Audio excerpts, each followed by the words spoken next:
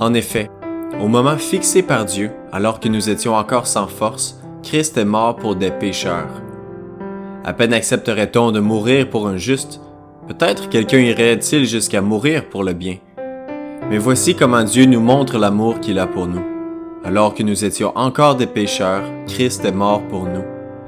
Donc, puisque nous sommes maintenant déclarés justes grâce à son sacrifice, nous serons, à plus forte raison encore, sauvés par lui de la colère à venir. Alors que nous étions ses ennemis, Dieu nous a réconciliés avec lui par la mort de son Fils. À plus forte raison, maintenant que nous sommes réconciliés, serons-nous sauvés par sa vie.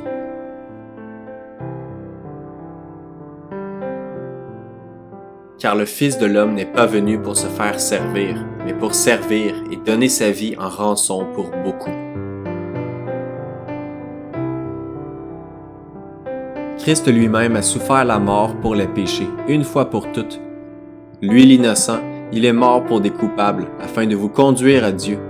Il a été mis à mort dans son corps, mais il a été ramené à la vie par l'Esprit. Quand il eut goûté le vinaigre, Jésus dit « Tout est accompli ». Il pencha la tête et rendit l'esprit. Elles pénétrèrent dans le caveau et virent, assis du côté droit, un jeune homme vêtu d'une robe blanche. Elles furent saisies de frayeur. Mais le jeune homme leur dit « N'ayez pas peur! Vous cherchez Jésus de Nazareth, celui qui a été crucifié? Il est ressuscité, il n'est plus ici. Voyez l'endroit où on l'avait déposé. Et maintenant, allez annoncer à ses disciples, et aussi à Pierre, qu'il vous précède en Galilée. C'est là que vous le verrez, comme il vous l'a dit. Je vous ai transmis, comme un enseignement de première importance, ce que j'avais moi-même reçu. Christ est mort pour nos péchés, conformément aux Écritures. Il a été mis au tombeau, il est ressuscité le troisième jour, comme l'avaient annoncé les Écritures. Tendez à vivre ainsi entre vous, car c'est ce qui convient quand on est uni à Jésus-Christ. Lui qui était de condition divine, ne chercha pas à profiter de l'égalité avec Dieu, mais il s'est dépouillé lui-même et il a pris la condition d'un serviteur en se rendant semblable aux hommes. Se trouvant ainsi reconnu à son aspect comme un simple homme, il s'abaissa lui-même en devenant obéissant jusqu'à subir la mort, oui, la mort sur la croix.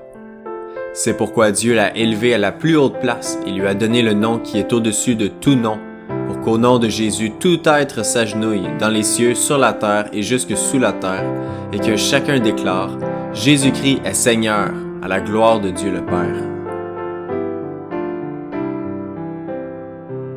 Cette puissance, en effet, il l'a déployée dans toute sa force, en la faisant agir en Christ lorsqu'il l'a ressuscité et l'a fait siéger à sa droite dans le monde céleste. Là, Christ est bien placé au-dessus de toute autorité, de toute puissance, de toute domination et de toute souveraineté, au-dessus de tout nom qui puisse être cité, non seulement dans le monde présent, mais aussi dans le monde à venir. Mais c'est pour nos péchés qu'il a été percé, c'est pour nos fautes qu'il a été brisé. Le châtiment qui nous donne la paix est retombé sur lui, et c'est par ses blessures que nous sommes guéris. En effet, si de ta bouche tu déclares que Jésus est Seigneur et si dans ton cœur tu crois que Dieu l'a ressuscité, tu seras sauvé.